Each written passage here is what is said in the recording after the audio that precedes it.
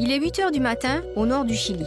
Alors que les habitants de la côte commencent leur journée, à 25 km sous la surface de la Terre, le glissement des plaques tectoniques provoque un séisme majeur. Immédiatement, les sismographes détectent cette activité et les ordinateurs commencent à identifier l'épicentre et la magnitude du séisme. En quelques secondes, les gens ressentent les puissantes secousses, suffisamment fortes pour les faire chuter et endommager les bâtiments. C'est un signe avant-coureur d'un éventuel tsunami.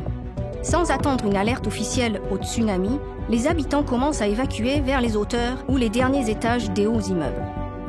Un tsunami est une série de vagues océaniques potentiellement mortelles, provoquées par un puissant séisme sous-marin qui peuvent durer plusieurs heures. 76% des tsunamis mortels dans le monde se sont produits dans l'océan Pacifique.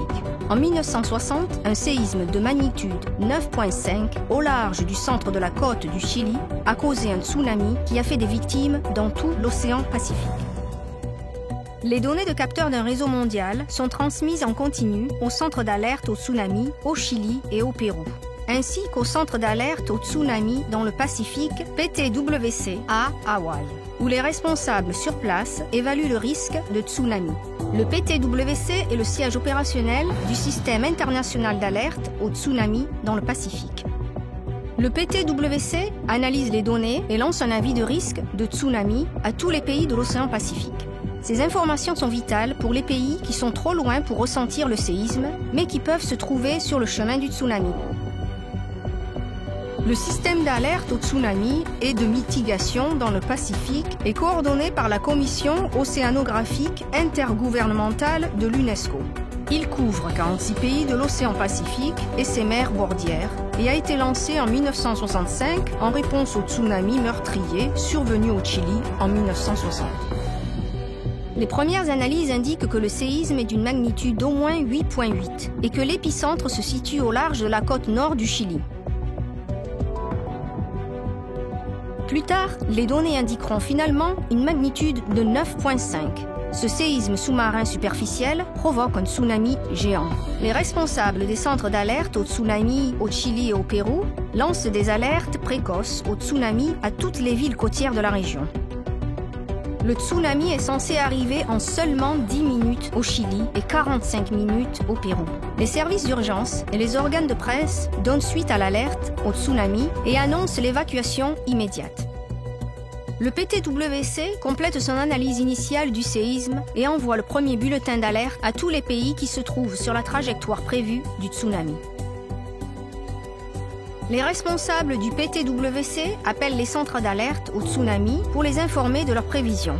Certains pays disposent de leur propre capacité de prévision des tsunamis, tandis que d'autres dépendent des services consultatifs sur les tsunamis du PTWC.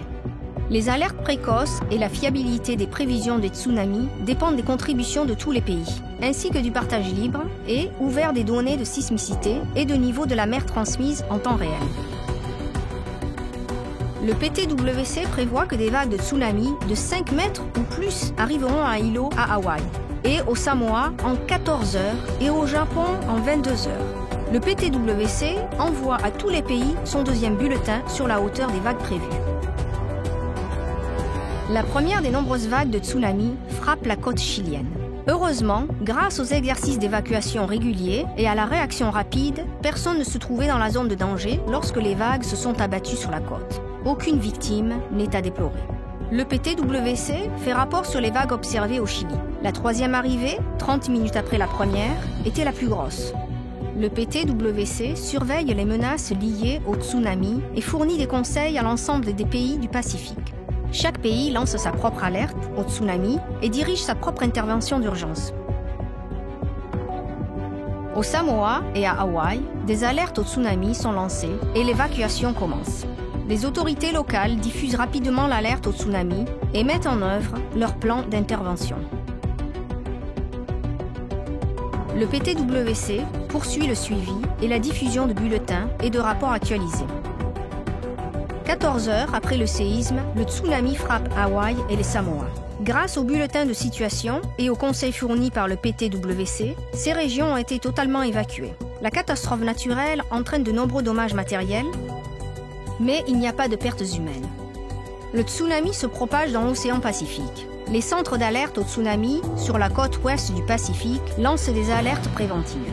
Pendant que dans ces pays, les autorités de gestion des situations d'urgence identifient les zones à évacuer, Hawaï et les Samoa annulent leurs alertes et déploient des équipes de recherche et de secours. Le Chili et le Pérou commencent à se remettre des dommages qu'ils ont subis pendant le séisme et le tsunami. Ce scénario était fictif et avait pour but de montrer comment tous les éléments du système d'alerte au tsunami et de mitigation dans le Pacifique collaborent dans l'ensemble du Pacifique pour sauver des vies en cas de tsunami. Le système d'alerte au tsunami et de mitigation dans le Pacifique est un système en constante évolution qui permet de sauver des vies. Ce n'est qu'avec un soutien continu à long terme que le PTWS pourra se tenir prêt à alerter les pays pour qu'ils puissent prendre des mesures à temps.